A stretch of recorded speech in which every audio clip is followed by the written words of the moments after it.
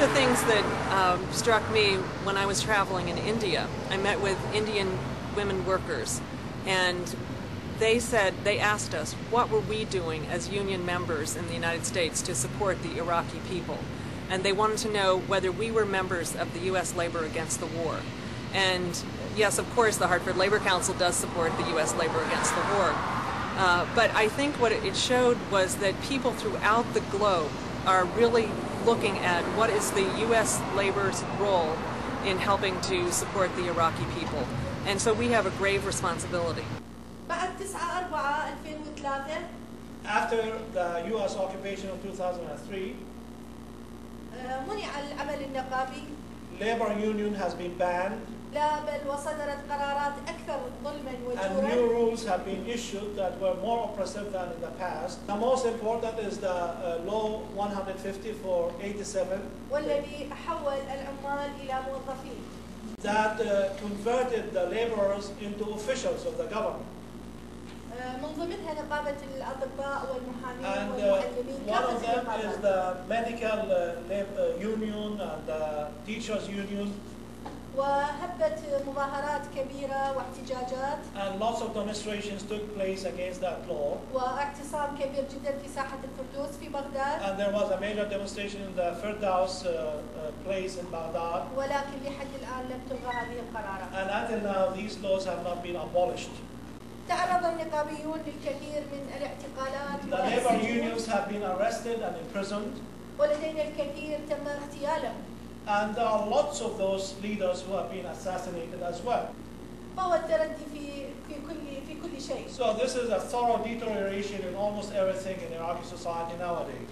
When the U.S. occupation came, it came with certain justifications and excuses. And the first justification is the downfall of Saddam. Saddam has fallen and has become in the dustbin of history. As for the second reason, the weapons of mass destruction. And you all know by now that there was no presence at all for the weapons of mass destruction in Iraq. So there is no convincing reason for the occupation forces to stay in our land. As for the real reasons for the presence of occupation, we all know about that.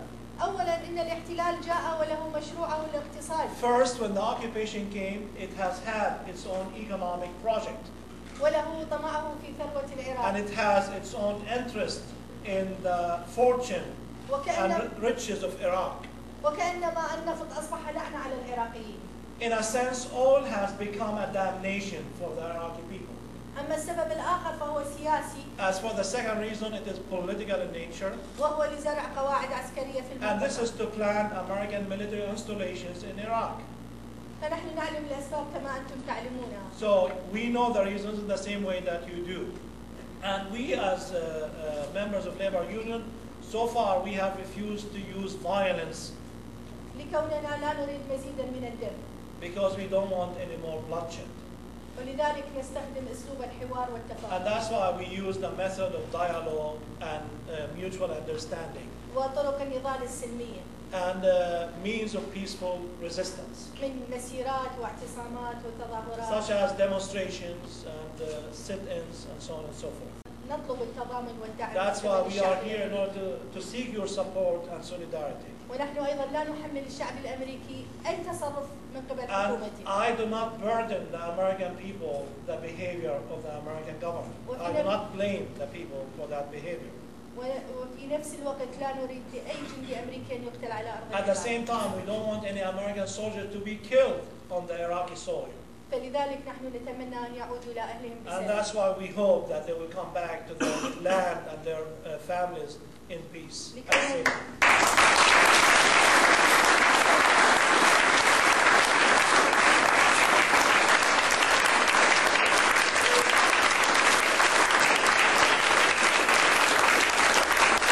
We just heard from the Iraqi trade unionists. We have to take a strong position, and we have to stand up for our fellow workers in Iraq.